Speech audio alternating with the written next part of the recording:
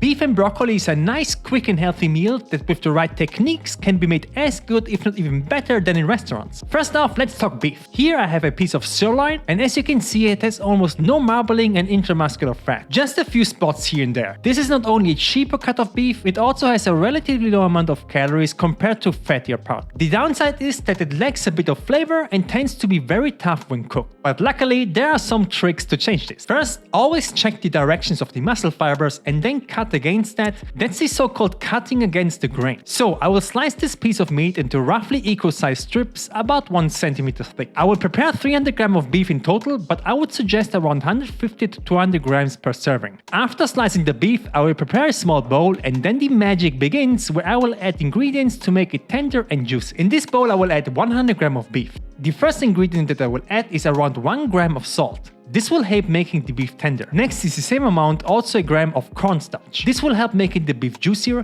and now comes the secret ingredient to make this super tender, and it's baking soda. As I learned from the book The Wok, a small amount, also a gram of baking soda, will make an alkaline environment. It will not only add more browning flavor, but also retains more moisture. I will also add a teaspoon of 5 grams of soy sauce to enhance umami, and lastly 2 grams of sesame oil. Now we'll massage the meat and incorporate the entire marinade around 30 seconds.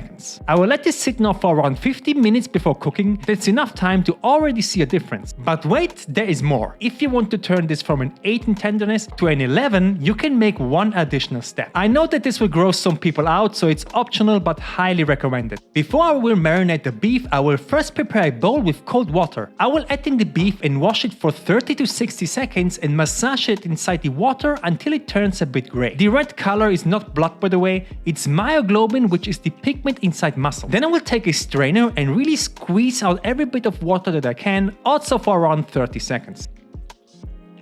I will add everything into a bowl and do the exact same thing as before without washing. Marinate with salt, starch, baking soda, soy and sesame oil. Also, I will take another 100 grams of beef and don't marinate it all, and now we'll cook all 3 of them in the exact same way and tell you if and how much of a difference this actually makes. So I will heat up a pan on high. If you have a wok, this would be even better. And now we'll add in the beef and spread it with my spatula so everything gets in contact with the pan surface. That's how you will get the most amount of browning and flavor. Because this is so thinly sliced, I will only let this fry for 30 to 60 seconds, just until the exterior has browning. That's completely enough. Then I will flip everything, fry this again for 30 to 60 seconds and remove it from the pan. And I will do the exact same thing with all 3 meats that I have prepared. Here I have the non-marinated, in the middle is the marinated beef, and on the left the beef that I washed in water. So let's start with the non-marinated beef first.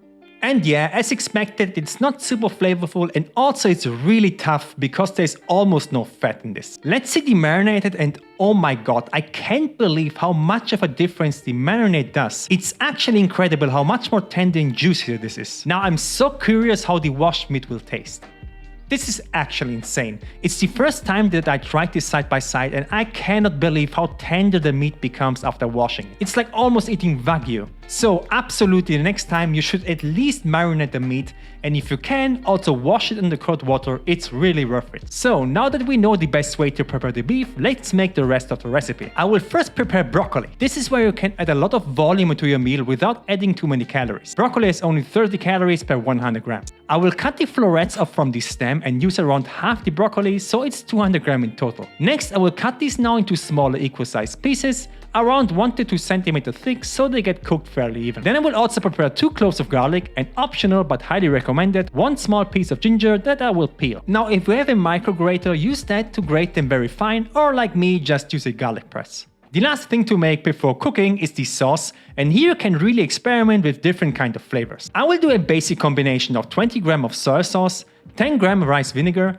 10 grams of oyster sauce, 5 grams of hoisin for a bit sweetness, and also some chili flakes. I will mix this and set it aside. Also, what I will prepare is a small glass filled with cold water, and then I will mix in 1 teaspoon of 5 grams of starch and mix this into a slurry. This will help at the very end of the recipe to thicken up the sauce so it gets this syrup-like consistency. So let's get cooking. After you season the meat and as long as it's marinating, I will cook the broccoli. I will add 1 liter of water in my pan, add a teaspoon of salt and bring it up to a boil. Then I will cook the broccoli for 1 to 2 minutes just so they get a bit softer. Remove the broccoli from the pan, wipe it out with a paper towel, and now now I will fry the beef like I showed you. In this case it's 180 grams of meat. Remove the beef, add half a teaspoon or 2 grams of oil into the pan, and now we'll fry the broccoli on medium-high heat to get a crispy outside with a soft interior. Around 1 minute later I will add back in the beef and also my garlic and my ginger and fry them for 30 seconds just until they become fragrant.